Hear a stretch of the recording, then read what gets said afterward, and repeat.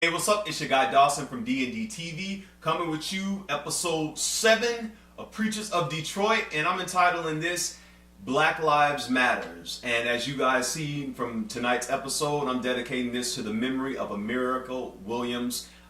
This was just, it was a really passionate episode tonight on Pastor Bullock's part and Pastor Mo as they went to America's grandmother's house to talk to her about the circumstances that took place that led up to her granddaughter's death. And as you can see, when the grandmother was sitting around the table, I mean, it was just like, you know, when somebody dies and it's and it hits you like that and it's recent, it's just like it's almost like it's like an out of body experience. You know it happened, but then you don't want to believe it's happening.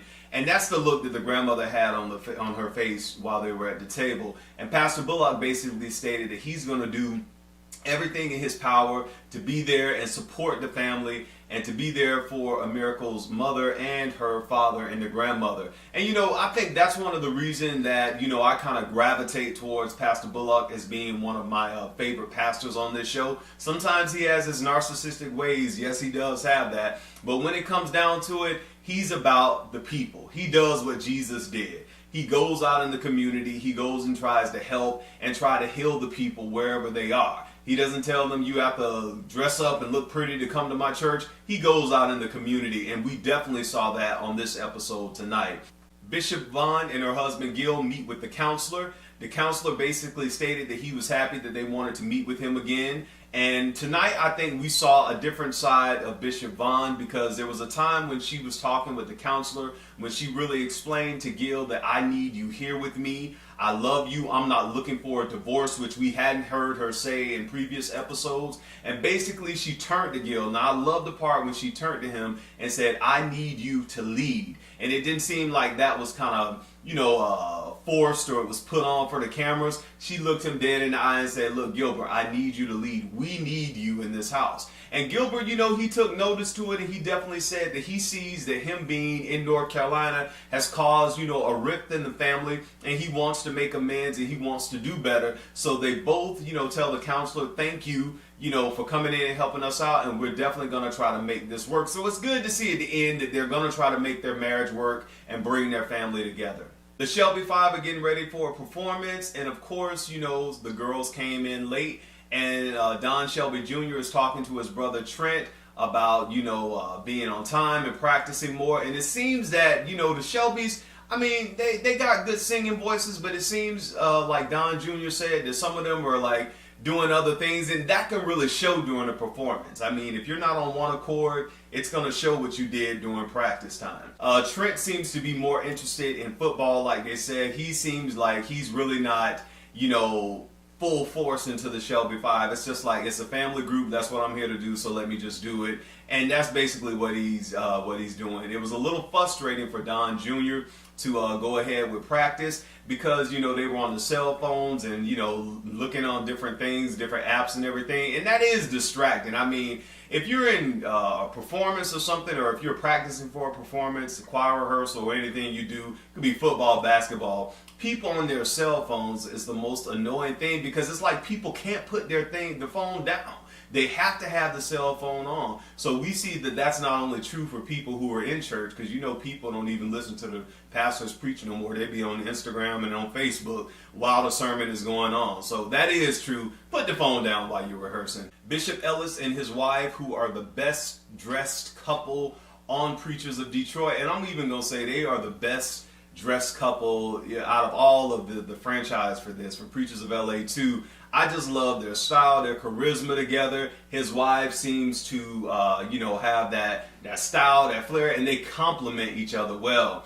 And this scene opened with them, you know, playing a game of Scrabble, and they both were talking about giving back and helping the young kids in their congregation with giving them bicycles, and how that would, you know, make them feel good during the holiday seasons and basically give them self-esteem. Don Shelby Jr. is talking with his father about the group. He basically tells them that he's putting his all into it. He writes the songs, he produces, he plans out all the events dates for when they have to do performances, but it seems like he's the only one doing the work, and it's kind of, you know, it's dragging him down, and I could definitely understand that. When you're the only one doing the work in a group, and work at a job with doing freelance stuff, and you're supposed to be a group, it brings you down. Because any type of relationship or friendship or any business relationship, there should be reciprocity. If there's no reciprocity, if I'm the only one giving and doing all the time, that basically there's really nothing there. It's just like you might as well do it by yourself. And I was thinking about that. I'm like, Don Shelby might as well just go and do it himself, because little Shelby, the girl, she doesn't seem like she really wants to do it. Trent, we saw, he definitely his mind is on football, and I could definitely see it could be the Shelby 3, 3D or something like that, or Don Shelby can go out and do his own thing, because I think he's the one who really wants to do it. And sometimes in life, if you're the one who believes in the dream and you're putting everything in it, you just got to do it by yourself and just deuces to everybody else. Then we get to America's funeral. It was a sad occasion. So many people in the Detroit area came. Pastor Bullock came and he delivered some, I don't know if it was the actual eulogy, but he did say some very heartfelt and touching words to the people who were there, as well as to the family. And it's just real sad that we continue, not only in Detroit, I mean in Miami, Chicago, definitely Chicago, New York, all in the major metropolitan cities around the United States, these acts of violence that are taking place. It seems like almost simultaneously at times. There's just so much black on black crime, and it's just like, I know Black Lives Matter, but they have to matter to black people too. We can't just say that when it comes to police brutality or different things where it's other races coming against us. Black lives have to matter to us, and what we're seeing constantly in the news from all of these major cities around the United States is that it seems that the people who are complaining that black lives should matter to us as a whole, black lives are not mattering to us, because the killings that keep happening are from black people. So it's just it's a sad thing, to see this around the United States, and definitely to have a 3-year-old girl who died of, black on black crime. It was a sad thing, and that was one of the key things that Pastor Bullock pointed out, is that, this community has to rise up. We have to change so we can take back our community and have peace, so the children can be able to, to walk down the streets without fearing gun violence or anything like that. So kudos to Pastor Bullock on his part for that.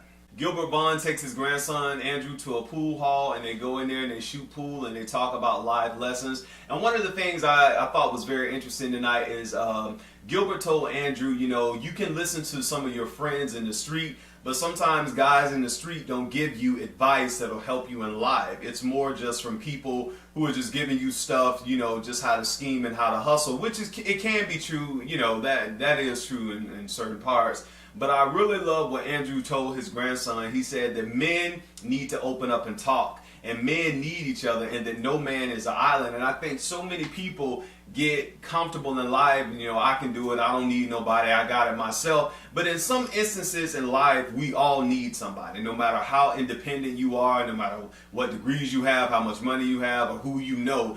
Everybody needs somebody. And I think it was good for him, to open up about his near-death experience again with his grandson, to let him know, when I was dying, up until that point, I thought I didn't need anybody. But when I was there and y'all were trying to bring me back to life, to resuscitate me, I knew at that point, I may not have needed somebody financially or somebody to, take me different places. But at that point, I needed somebody to bring me back to life. So that was a good scene with him and his grandfather. And basically his grandfather telling him that he's a grown man now, and it's time to make grown man decisions and to live as such. And I thought that scene was just worthwhile of having in Preachers of Detroit tonight. Then we get to the performance of the Shelby Five, and basically the Shelby Five did a good job. The song they had, it was kind of like a house, like techno type thing, but it was a pretty good song. Definitely they had the moves down all together.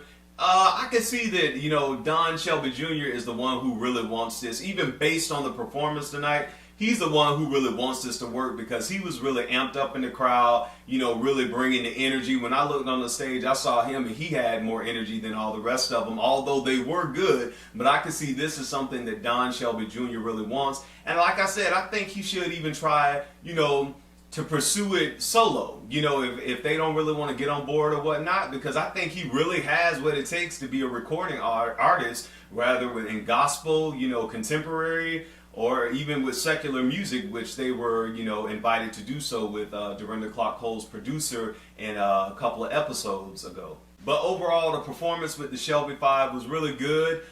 We've seen a lot of the pastors in the audience and a lot of people, they were really getting with the music. Like I said, they have a very house music, kind of contemporary. It seemed like, not techno, I don't want to say techno, but it had a little modern flair to it. But it was pretty good overall. It was pretty good. Then we get to the scene that I thought was really, a very caring, touching scene where Bishop Charles Ellis and his wife are in the foyer of their church and they're giving away bikes to a lot of the needy children in the Detroit area.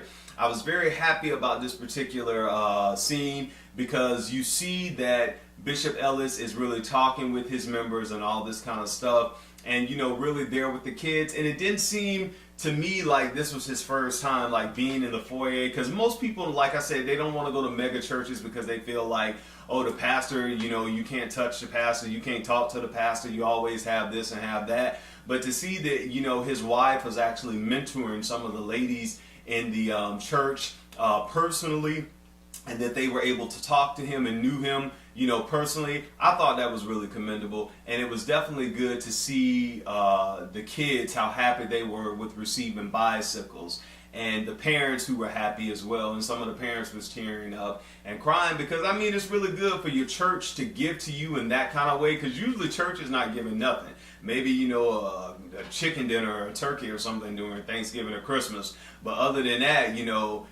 for a church to really give back like that, I thought that was very, very good, very good. Then we get to Pastor Bullock and his LIP Live in Peace rally. Pastor Bullock has this thing where he's saying, why should we have to wait till we die to rest in peace? We should live in peace. And I agree with that. And the rally went off good. It was a lot of people from his church, people in the community who came. Even Miracle Williams' grandmother came, as well as her mother. And at the end, the grandmother got up and stated, and she gave a very passionate, heartfelt speech about how she almost gave up and how it almost broke her. And she also stated something about forgiveness, that she forgives the person who did this to her family. Even though, you may never forget, you ain't gonna never forget, but, forgiveness, you have to release them so, you can go on with your life, even though it hurts. And, I think, that's easier said than done, especially when you're in it, because you're thinking your innocent granddaughter just got shot for no reason. And then on the flip side of that, I have to turn around and forget a person who took my baby away from me. So definitely I was like on edge, like listening to her speech, because it's really something to forgive somebody, especially when they killed your loved ones. Or I don't know how she did it, but she gave a very heartfelt speech, and she basically encouraged the congregation rather to keep going on and to let's all, make it safe for our children, and not only for the children, but for the rest of the people in the Detroit area. So that's basically what went on tonight. It was a good episode. I'm still interested in this show. It's still keeping me up. Like I said again, Pastor Bullock, Bishop Vaughn, and even Pastor Charles Ellis, those are the three people who keep me coming back every week. And I will be back next week with a review. Until then, take care of yourself, live your life, and know that your life matters no matter what. I'm your guy, Dawson. Peace.